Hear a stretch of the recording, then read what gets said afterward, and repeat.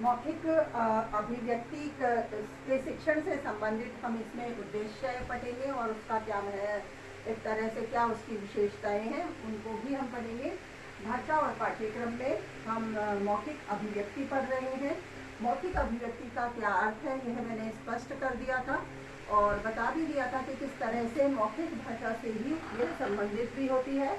अभिव्यक्ति से अर्थ क्या है, बोलने से अर्थ है, और चूंकि बोलना मौखिक भाषा के माध्यम से यानी मुख की भाषा के माध्यम से ही होता है, तो मौखिक भाषा से ही यह संबंधित है। जैसे मौखिक भाषा हम पहले पढ़ चुके हैं, लेकिन मौखिक अभिव्यक्ति यानी अभिव्यक्ति बोलने के स्तर को किस प्रकार प्रबल सक्षम बनाया जाए, उसी आधार को लेकर मौखिक अभिव्यक्ति शिक्षण की बात की गई है और मौखिक अभिव्यक्ति शिक्षण के उद्देश्यों का निर्धारण किया गया है कि किस तरह से मौखिक अभिव्यक्ति के माध्यम से बालक के जो शब्द हैं, वाक्य हैं, एक तरह से ध्वनि कहें तो उनको किस तरह से प्रशिक्षित करके उनकी इस अभिव्यक्ति क्षमता को सबल बनाया जा सकता है और उसके आधार पर वह जीवन में किस तरह से अपने कार्यों की सफलता के लिए अपनी मौखिक अभिव्यक्ति का प्रभावी और एक तरह से प्रभावी रूप व्यक्त कर सकते हैं। तो इसी आधार को लेकर मौखिक अभिव्यक्ति है उसका शिक्षण निर्धारित किया गया है। तो जो मौखिक अभिव्यक्ति शिक्षण के उद्देश्य हैं पहले हम उनको पढ़ लेते हैं। मौखिक अभिव्यक्ति शिक्षण के उद्देश्य।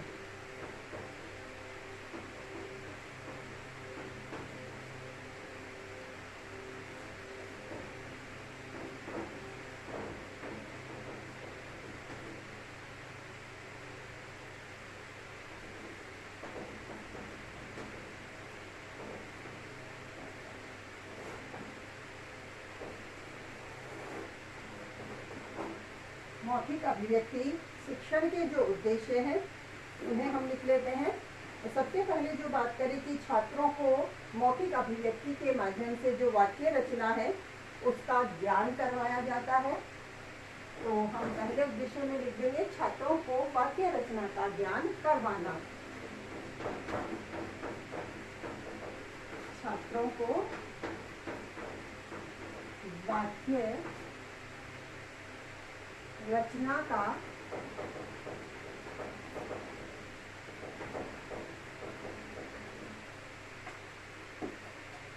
ज्ञान करवाना।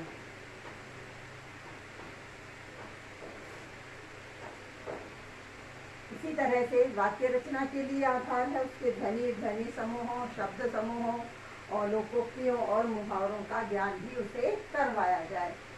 तो इसलिए हम इसे भी उद्देश्य में लिखेंगे छात्रों को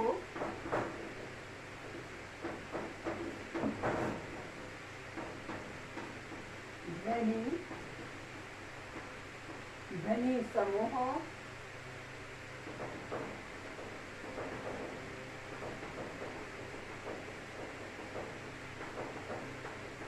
लोकोक्तियों, मुहावरों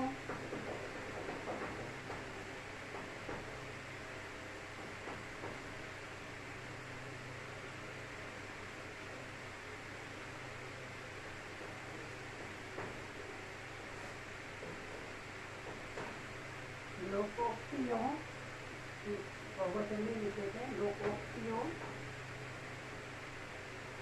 व मुहावरों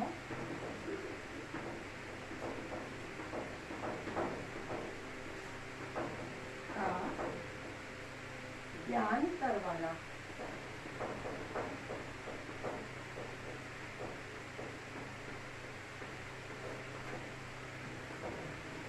और भी जैसे मौखिक अभिव्यक्ति शिक्षण के उद्देश्य में जैसे बालक किस तरह से अवसरों के अनुकूल अपनी शब्दावली को विकसित करे, वार्तालाप, भाषण आदि की जैसे कई सारी शैलियां हैं उनसे भी उनको परिचित करवाना। विद्यार्थियों को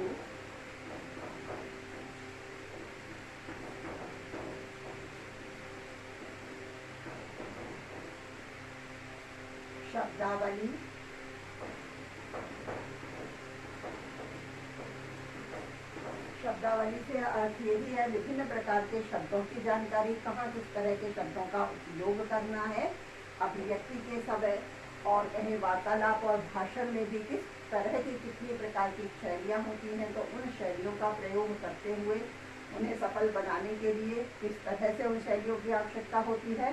तो इस तरह से विभिन्न शैलियों से भी मौखिक अभिव्यक्ति शिक्षण के लिए जैसे बालकों को अवगत करवाना विभिन्न प्रकार की शैलियों से, ताकि मौखिक अभिव्यक्ति शिक्षण है वो प्रबल हो सके या प्रभावी हो सके।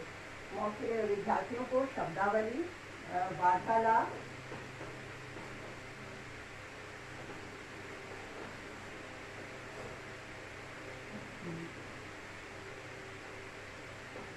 या भाषण की विभिन्न शैलियों से अवगत करवाना।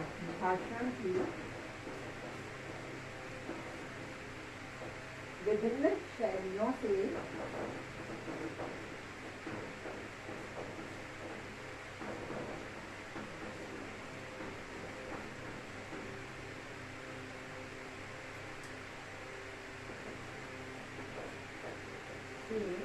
अवगत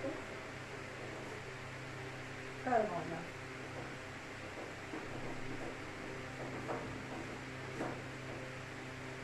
इसी प्रकार से मौखिक अभिव्यक्ति शिक्षण को और प्रबल करने के लिए किस तरह से बालक संकोच होकर आत्मविश्वास के साथ अपनी अभिव्यक्ति यानी जो भी वह व्यक्त करना चाहता है अपने भावों और विचारों को व्यक्त कर सके, तो इसके लिए भी उन्हें योग्य बनाना। छात्रों को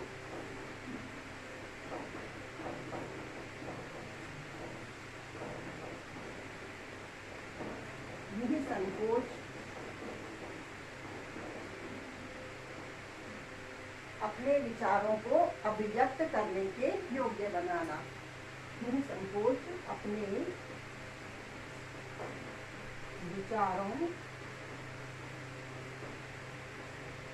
को अभिव्यक्त करने योग्य बनाना।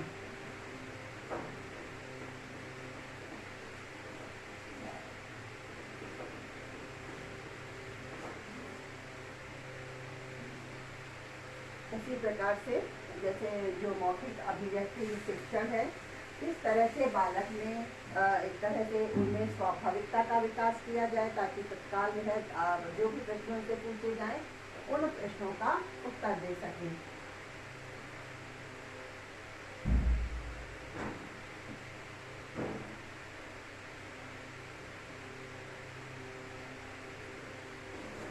छात्रों में स्वाभाविकता का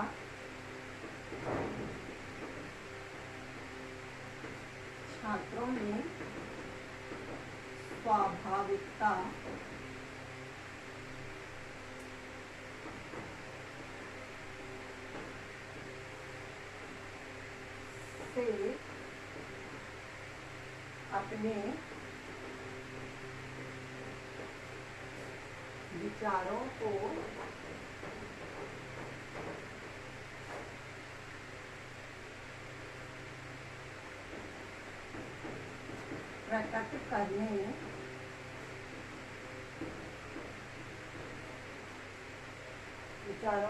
प्रकट करने व प्रश्नों के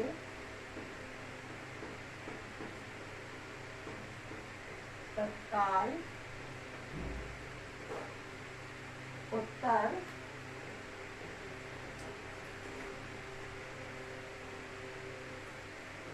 देने के योग्य बनाना।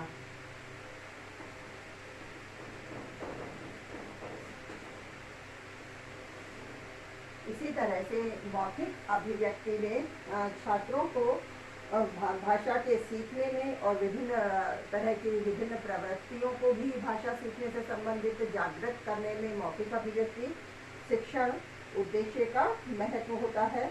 मौखिक शिक्षण अभिव्यक्ति है, उसके शिक्षण का उद्देश्य होता है किस तरह से भाषा एवं अभिव्यक्ति की विभिन्न शैलियों को सीखने के प्रति उनमें विद्यार्थियों में रुचि भी उत्पन्न की जाए। भाषा सीखने में उससे संबंधित विभिन्न शैलियों के प्रति उससे संबंधित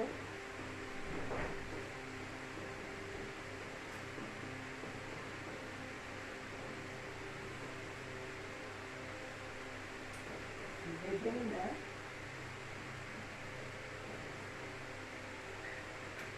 शैलियों को सीखने के प्रति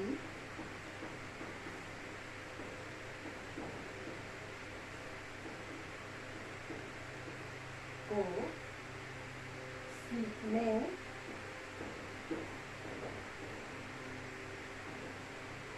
के प्रति रुचि उत्पन्न करना।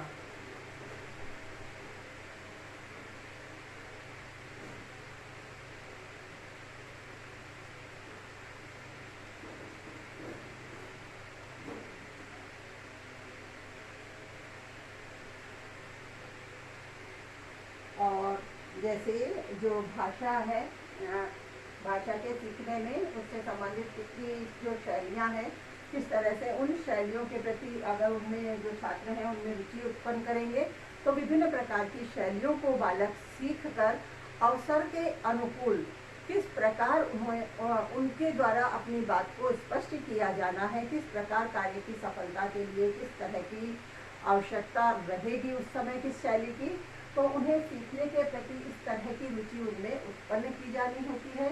जैसे कि बालक उससे संबंधित जैसे उन्हें एक तरह से के अवसर के अनुसार किस तरह के अपने किस तरह के आधार को बनाकर अपनी मौखिक अभिव्यक्ति को स्पष्ट करना है, तो उस आधार के लिए उसी प्रकार की शैली उन्हें प्रयोग में लानी है।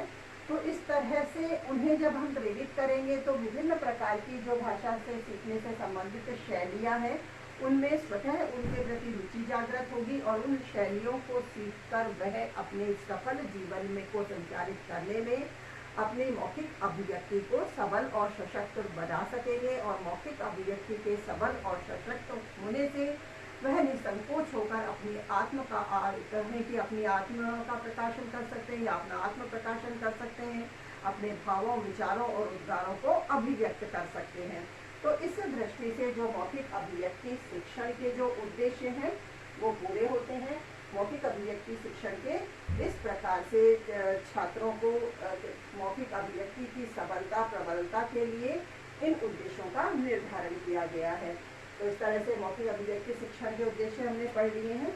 अब की इसकी जो मौखिक अभिव्यक्ति की कुछ विशेषताएं भी हैं उन्हें हम पढ़ लेते हैं कि किस प्रकार से स्पष्ट बोधगम्य होनी चाहिए, मधुर भी होनी चाहिए, प्रवाहिकता भी इसमें होनी चाहिए, शिष्टता भी होनी चाहिए।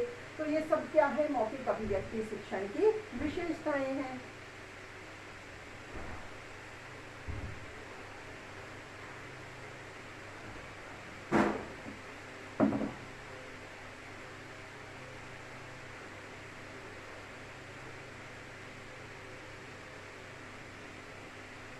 अभिव्यक्ति शिक्षण की विशेषताएं।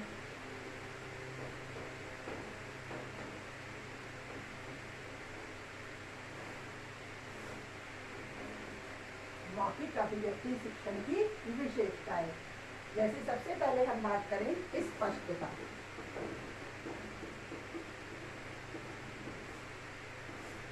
ठीक है, मौखिक अभिव्यक्ति के लिए जैसे अभी हमने बात करी किस प्रकार से बालक की मौखिक अभिव्यक्ति को सशक्त बनाने के लिए हमें किस प्रकार से प्रयास करना चाहिए, तो उसी दृष्टि से हम ये ध्यान रखें कि मौखिक अभिव्यक्ति किस प्रकार से एक तरह से सफल होती है, तो उसके लिए क्या क्या आवश्यक होता है, क्या उसकी विशेषताएं होती हैं, उनका निर्धारण भी इन्हीं के आधार पर हो जाता है कि जब हम अपने मुख से किसी भी बात को स्पष्ट कर रहे हैं, कह रहे हैं, यदि उन वाक्यों में कहीं कठिनाई है या अस्पष्ट ढंग से कहे गए हैं या अपनी बात को व्यक्त करने का कोई सही तरीका काम में नहीं लिया गया है, तो जो संदेश हम संप्रेषित करना चाह रहे हैं वह स्पष्ट होगा, जिस कार्य को हम संपादित करना चाह रहे हैं वह कार्य भी पूर्ण नहीं होगा, वह कार्य भी सफल नहीं होगा।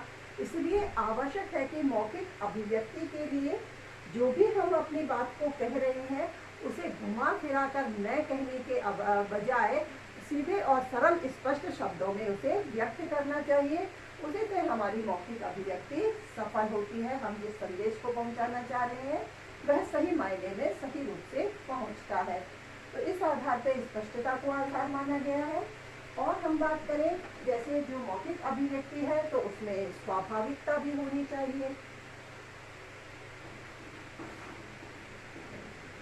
स्वाभाविकता,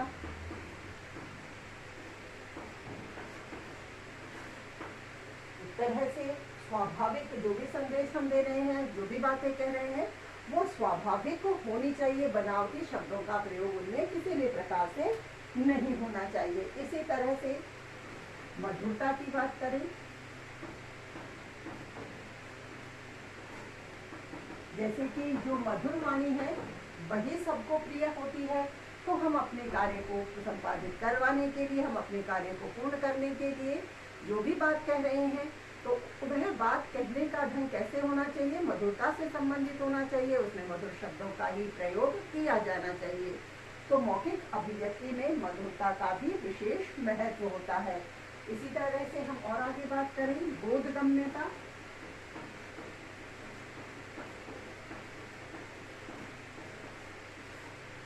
जैसे बोधगम्यता, बोध से अर्थ क्या होता है, समझने से अर्थ होता है। तो एक तरह से जो संदेश, जो कार्य हम कर रहे हैं उसको समझने के लिए सरल से सरल वाक्यों का प्रयोग करना चाहिए, सरल भाषा का प्रयोग करना चाहिए। यदि हम कठिन शब्दों का या अप्रचलित शब्दों का जो लोकाचार में नहीं है, इस तरह के कठिन शब्दों का प्रयोग करेंगे तो सामने वाला जब हमारी भाषा को या हमारे शब्दों को समझ ही नहीं पाएगा तो किस तरह से वह हमारे विचारों को समझकर हमारे कार्य को पूर्ण कर पाएगा, या किस तरह से जिस संदेश को हम संप्रेषित करना चाह रहे हैं वह संदेश सही मायने में संप्रेषित नहीं हो पाएगा, उसका अर्थ भी हो सकता है अलग हो जाए। तो इस दृष्टि से भाषा में सरल शब्दों का प्रयोग करना चाहिए ताकि भाषा है वह बोधगम्य बनी रहे। हम अपना जो भी वार्तालाप करते हैं, कोई भी वार्तालाप या भाषण, किसी भी प्रकार के कार्यों में हमें बोधगम्यता का ध्यान रखना चाहिए। इसी तरह से बोधगम्यता के साथ साथ हमें शुद्धता का भी ध्यान रखना चाहिए। शुद्धता,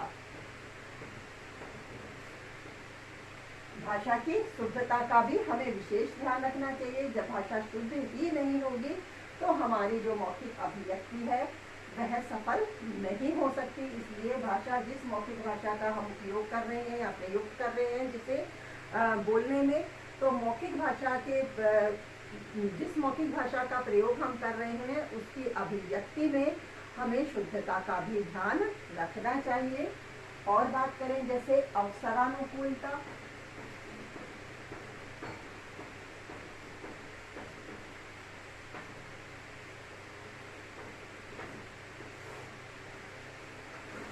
यानी अवसर के अनुकूल, अर्थात यदि जैसे हमारे जीवन में कई तरह के क्षण होते हैं, हर्ष के भी, शोक के भी, उल्लास के भी कई तरह के क्षण होते हैं, तो उन क्षणों में किस तरह की हमारी मौखिक अभिव्यक्ति होनी चाहिए उसका हमें ध्यान रखना चाहिए।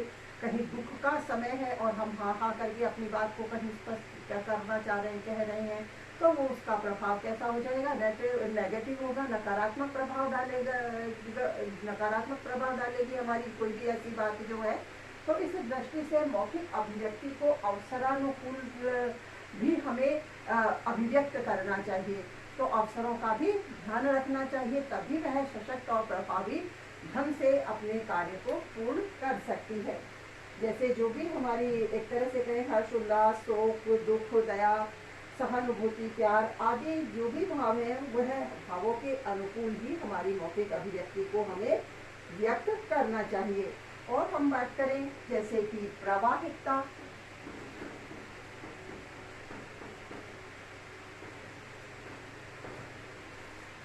अब प्रवाहिकता में क्या है, यानी हमारी जो भाषा है या मौखिक अभिव्यक्ति है उसको हम बोलते हैं तो उसके बोलने में एक प्रवाह होता है, यानी किस आधार पर उचित प्रवाह से हमें बोलनी चाहिए। जो अपनी बात हम कह रहे हैं उसे कहने में हमें कहने में अर्थ ये हो रहा है, जैसे अर्थ हम ये बता सकते हैं कि एक दृष्टि से एक निश्चित प्रभाव होना चाहिए, उसमें एक ही सांस में अपनी पूरी बात को कह दे, तो जो कार्य करवाने के लिए कहें या जो बात हम स्पष्ट करना चाह रहे हैं वह सुनने वाले श्रोता के समझ में नहीं आएगी।